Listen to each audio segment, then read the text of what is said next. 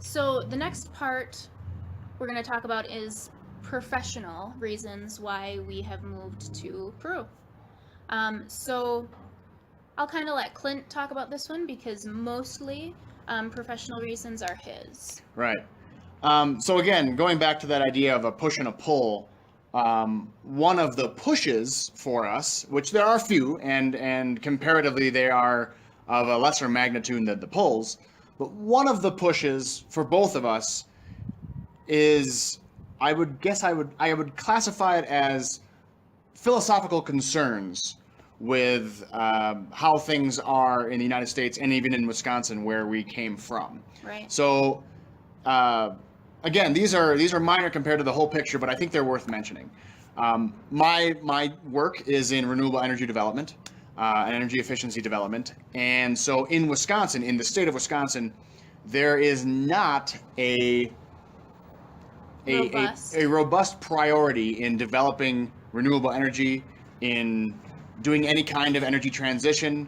The folks in power, elected officials, are not interested in renewable energy development.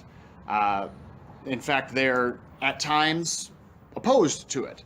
And so, if I'm going to be able to develop professionally, it's possible in Wisconsin. I don't want to minimize it, and of course my colleagues in my former work would know that. But it is certainly not the easiest environment and the most advantageous environment to develop that kind of profession. Right. And along with that goes, in general, just kind of a lack of action on climate change. Absolutely. So a few months ago, the United States pulled out of the Paris Climate Accords, Which is one of the only major agreements that has ever been ratified by all but a handful of countries ever. Right. It is an absolute. In my opinion, it is a huge mistake for the future of the United States. But also, this is becoming, and this is another big reason while we're here professionally, is it is becoming clear that we need very, very robust reaction to what is happening with climate change. And we're not seeing that as a priority in the United States. Therefore, we'll make our own way. Right. So another thing to touch on is on the smaller end, but there's a lack of what I guess you would call social services in Wisconsin and the United States. So by social services, I mean healthcare, mental health, education, and I'm not saying that Peru is perfect in all of these circumstances. Of course not. There's a lot of work to be done. Right. But it is certainly more accessible financially, especially financially. There's here. a priority amongst policymakers to make it better, whereas we're always having a conversation in the United States about where we can cut, where we can make more efficiency, where we can get by with less. I don't feel that that's the way forward. We need to be prioritizing these things. Both of us have a substantial amount of student debt, and now medical debt as well. And we're from the largest economy in the world. To us, there's no excuse. We should be able to make good on commitments to people who are sick and are in vulnerable places. We should be able to make good on commitments to younger generations to say you're going to get an education, and because it's in the best interest of all of us. We should be able to say we're going to make good on these simple things that most advanced countries around the world have already more or less figured out. They've maybe not figured out, but certainly prioritize it. In the United States, we're constantly trying to figure out a way to pull it back, and we just don't agree with that. Right. So this ties in with what we have said previously, but climate change is obviously huge. That is Clint's business, Right. And I am a huge supporter of trying to help climate change as well. So that is a huge reason why we're here professionally. And particularly Peru. So if you understand a lot of the issues around climate change, Peru is particularly vulnerable to the effects that we're already seeing unfold. Perhaps not so much sea level rise compared to other countries, but changes in precipitation. It's an equatorial country, so temperature rises of any small degree can be significant.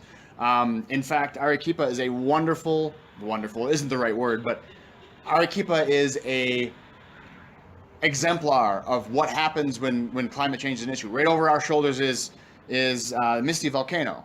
It's almost completely devoid of snowpack at this point, whereas just a few decades ago it had year-round snowpack. Right. That feeds the river, which feeds all the agriculture in the center of the city and south.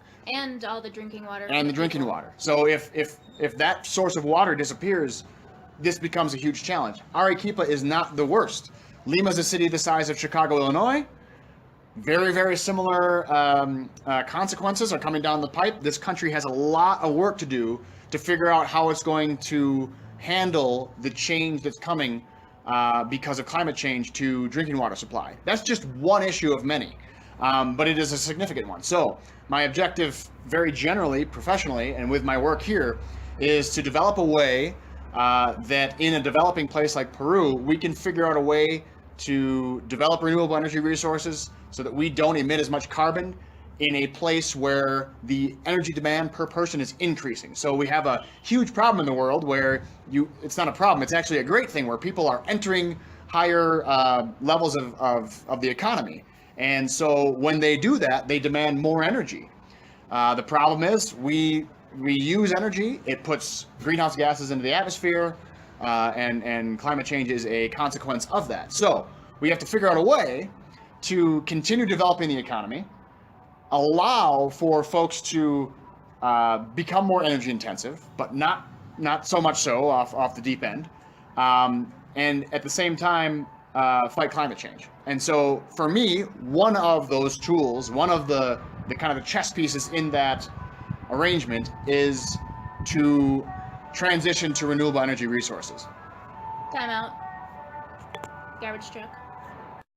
Okay, so the last thing we're going to talk about is future professional goals or things we would like to help with in the future. Yep.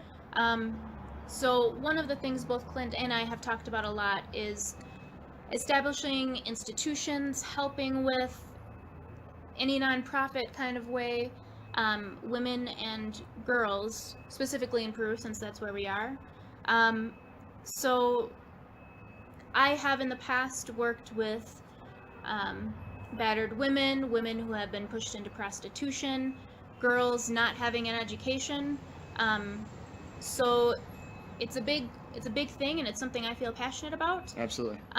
So one of the organizations I know of in Peru is Tarpui Sanko. It's a nonprofit run by a good friend of mine.